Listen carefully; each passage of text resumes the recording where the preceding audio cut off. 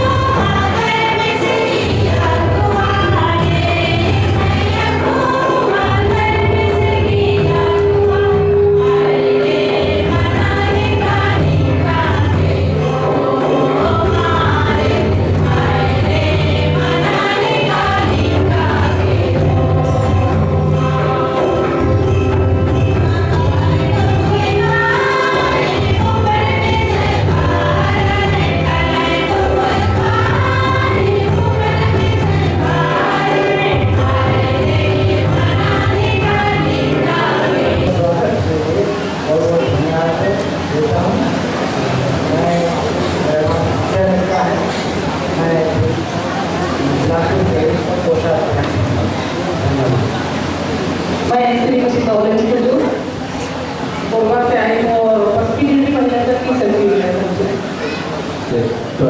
सबको एक बार फिर से विशेष आया सबको बहुत बहुत धन्यवाद। सभी दूर दराज से आए हुए हमारे मेहमानों को और हमारे टीमों को धन्यवाद। मैं रायपुर मंडली प्रचारक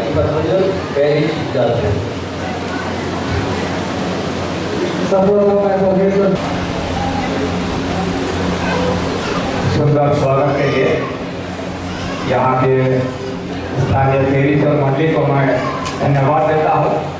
साथ ही साथ इस खुशी और अवसर